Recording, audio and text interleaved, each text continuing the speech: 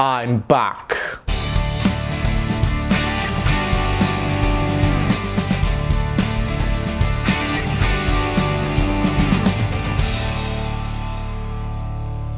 Hey everyone, it's Alexander Robinson. Welcome to the channel and welcome back to Schwarzenegger Month. This is part 2. 2 weeks ago I talked about Commando, which was the movie he made a year after The Terminator, and today I am talking about 1982's Conan the Barbarian, directed by John Milius and came out 2 years before The Terminator. This movie is obviously based on the stories by Robert E. Howard, and Arnold Schwarzenegger stars as Conan, a young warrior whose parents were killed when he was young by the leader of the snake cult, Thulsa Doom. So the best thing for Conan to do when a demigod cult leader kills your parents at a young age is to seek revenge and kill that guy.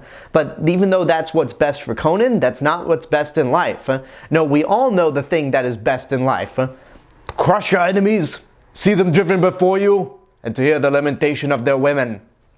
I had to get that out. If it wasn't later in the review, it had to be now. So I had never seen Conan the Barbarian before. It is one of those movies that I've heard a lot about, but I always imagined it to be like one of the cornier Arnold Schwarzenegger movies, because his career really didn't fully take off until The Terminator in 1984. And even though a lot of people mention this movie when talking about how great of a year 1982 was for films like E.T., The Thing, Blade Runner, Fast Times at Ridgemont High, Tootsie, and First Blood, I still imagined Conan the Barbarian to be kind of goofy and a ridiculous Schwarzenegger movie. And that was my intent going into it, but finishing the movie, it was not at all what I expected it to be. I will say this right off the bat, for anyone going into Conan the Barbarian for the first time thinking that it's going to be a goofy Schwarzenegger movie, it has those moments, but you couldn't be any more wrong because Conan the Barbarian is fantastic. This is basically the defining sword and sorcery movie. It's set in medieval times, it's got swords, it's got witchcraft,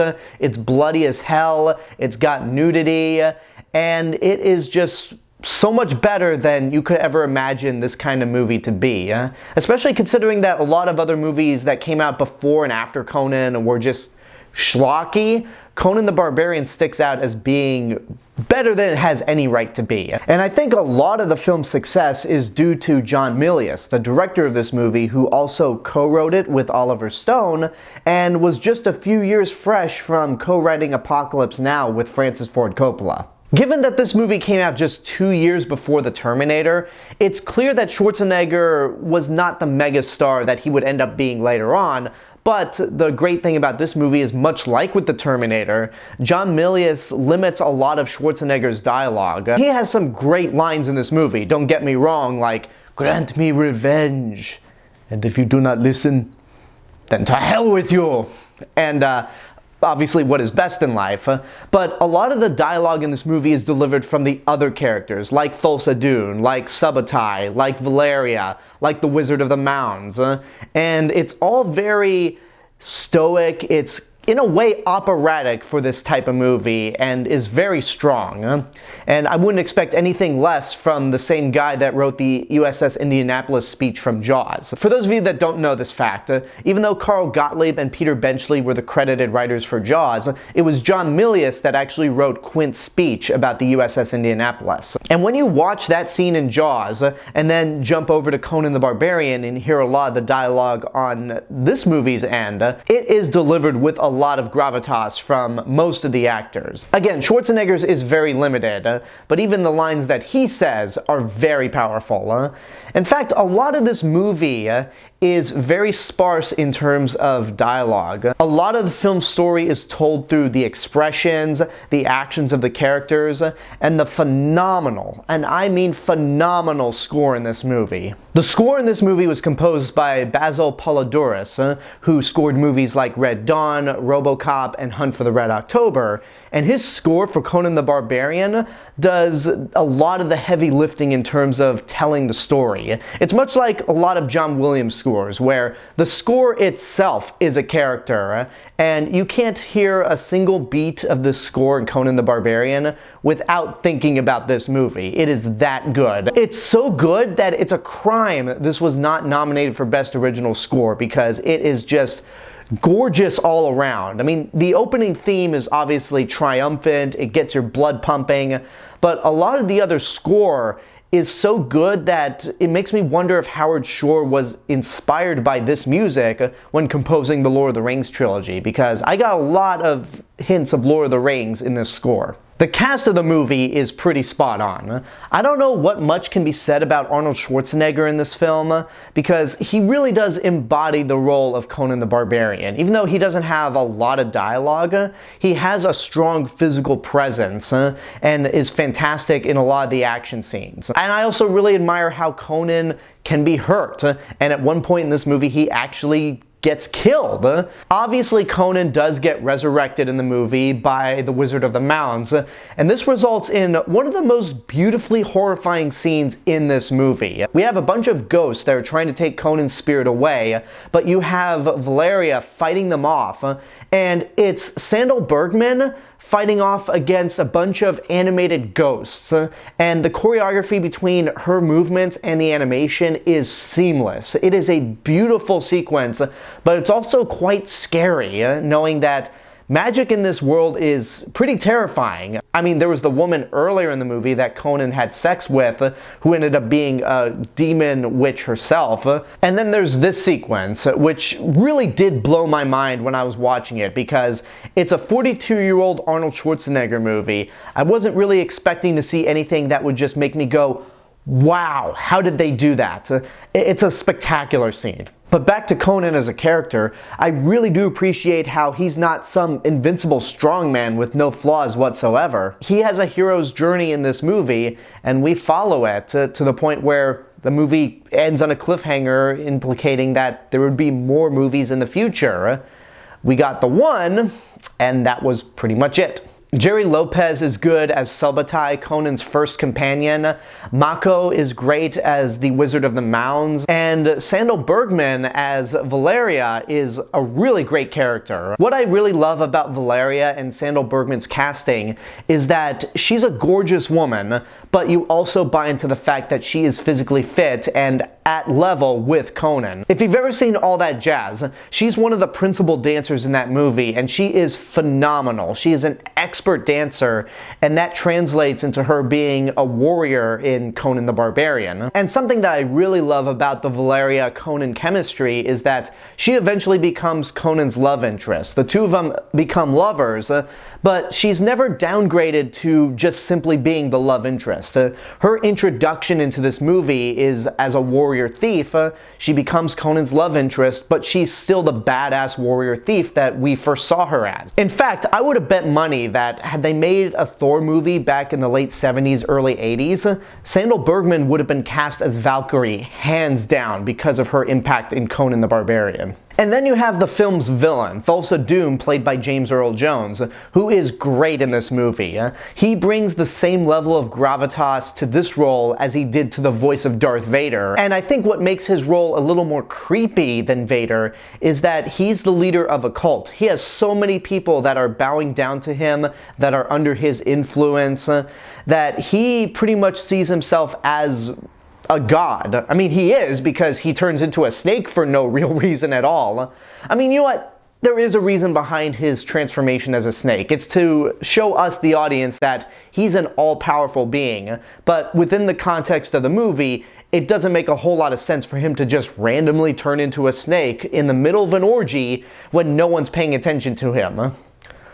Boy, that's a scene that actually happens in this movie, and out of context, that would be the weirdest thing I've ever described. But no, he is fantastic, he is imposing as a villain, and his death in the movie is A, satisfying, but B, makes me hate the nostalgia critic even more. And I'm not talking about Doug Walker as a person, I'm talking about the nostalgia critic character and show. I have to go on this side rant for a minute, but I promise you it ties into Conan the Barbarian. One of the things that the nostalgia critic is absolutely terrible at is leaving out information that's given in the movies, whether it's for the sake of a joke, to criticize the movie, or he just wasn't paying attention. One of the most infuriating moments for me is his review for The Lost World, when he mentions that Kelly is Ian Malcolm's only child. And then he plays a clip from Jurassic Park where Malcolm says that he has 3 kids, and he criticizes that moment. 2 things. 1, The Lost World never said at all that Kelly was Ian Malcolm's only child. And 2, had that clip in Jurassic Park played longer in the review, it would have gotten to the point where Ian Malcolm said that he had multiple wives and that he was always on the look for a future ex-Mrs. Malcolm. Now, getting back to Conan the Barbarian, when he gets to the point in the movie when Conan kills Thulsa Doom and all of his followers just scatter and leave, he says that the spell was broken, even though he didn't know that his followers were under some sort of spell. That's not what happens. Yes, Thulsa Doom is a magical being, but cults work because all of the people are under the assumption that, oh yeah, this guy is a god. So when Conan decapitates Thulsa Doom and shows his head to his followers, everyone just goes, oh, I guess Thulsa Doom was not all that powerful, so they just kind of leave. And that's it. That's the mini rant I had to go on because it's just so infuriating. But back to Conan the Barbarian itself as a movie, this is anything but infuriating. It's a lot of fun, the action scenes are great, the score is iconic and memorable, the cast is great. It's just an all-around great movie, far better than I could have ever imagined.